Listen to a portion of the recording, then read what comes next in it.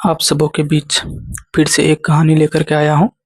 यह एक रोचक और रहस्यमयी कहानी है जिसका नाम है आखिरी चिट्ठी।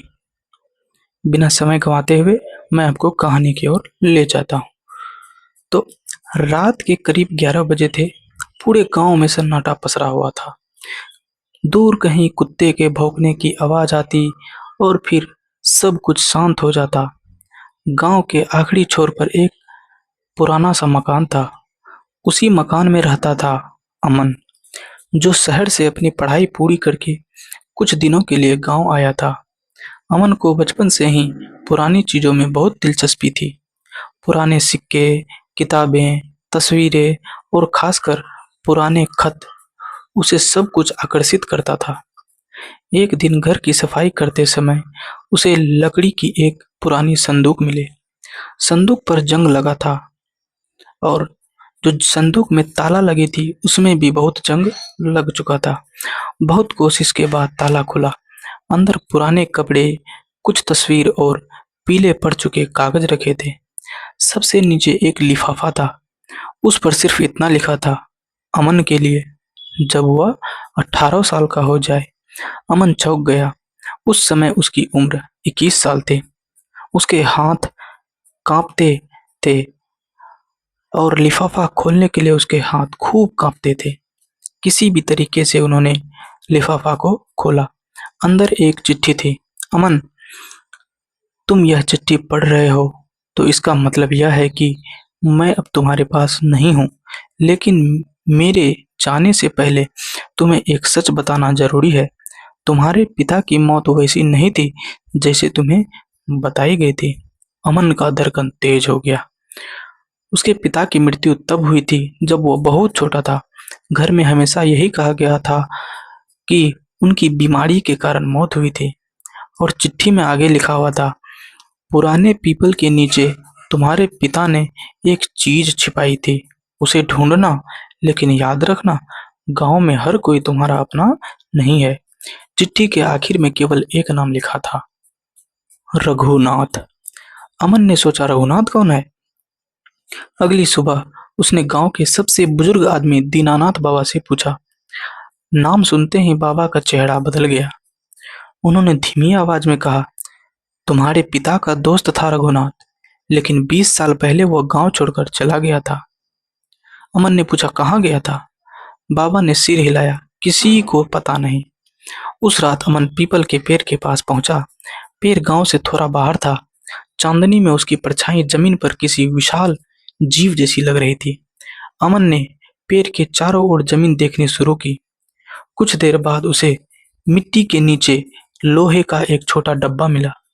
उसका दिल जोर जोर से धड़कने लगा।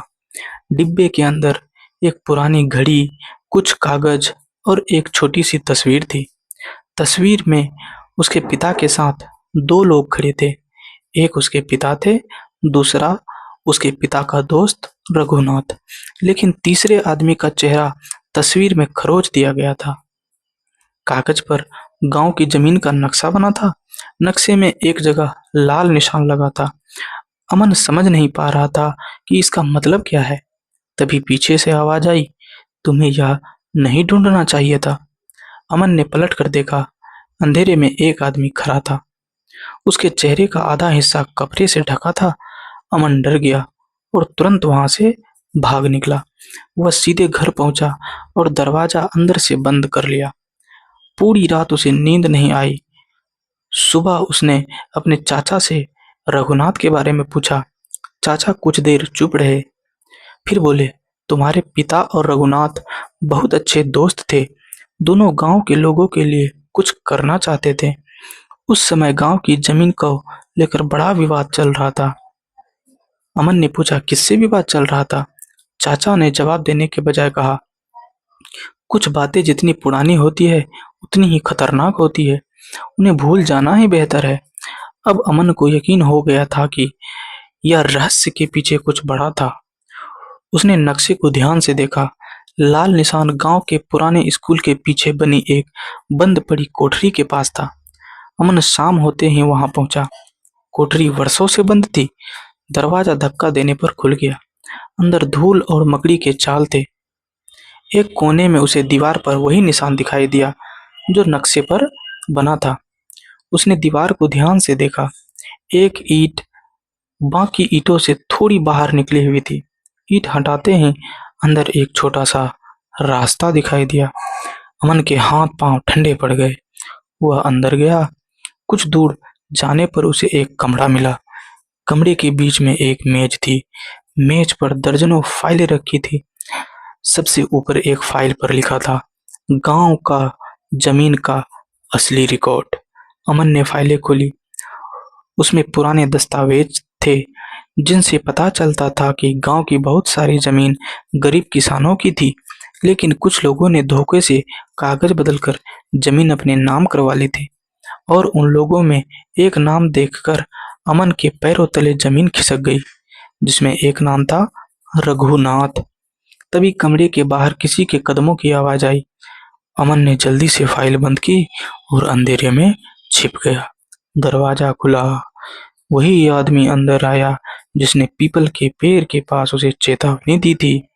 उसने कमरे में कुछ खोजा। अमन ने उसकी आवाज सुनी, कागज मिल गए तो सब खत्म हो जाएगा। आदमी जैसे ही बाहर जाने लगा, अमन ने अचानक दरवाजा बंद कर दिया और बाहर की ओर भागा। लेकिन कुछ दूर जाकर वह रुक गया क्योंकि सामने वही आदमी खड़ा था।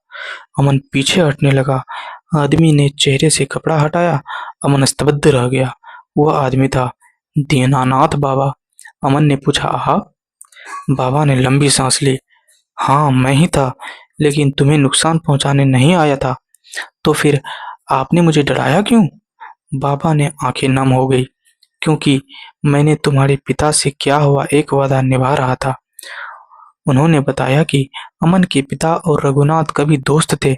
बाद में रघुनाथ ने गांव की जमीन हड़पने की कोशिश की।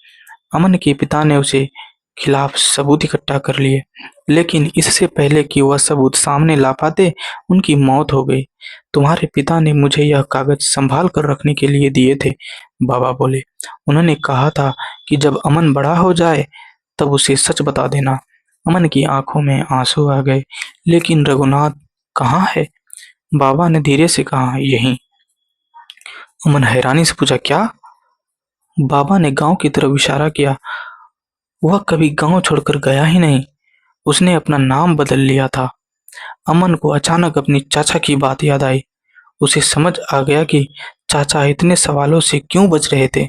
लेकिन पापा ने कहा, तुम्हें किसी पर जल्दबाजी में शक नहीं करना चाहिए, पहले सच समझने लाना होगा। अगले दिन बाबा और अमन उन दस्तावेजों को लेकर जिला कार्यालय पहुंचे। पुराने रिकॉर्ड की जांच हुई। कई महीनों की कार्रवाई के बाद जमीन के असली मालिकों के नाम सामने आए। गांव के गरीब किसानों को उनकी जमीन वापस मिली। और सबसे पहले सच तब सामने आया जब पता चला कि रघुनाथ वर्षों से दूसरे नाम से उसी इलाके में रह रहा था।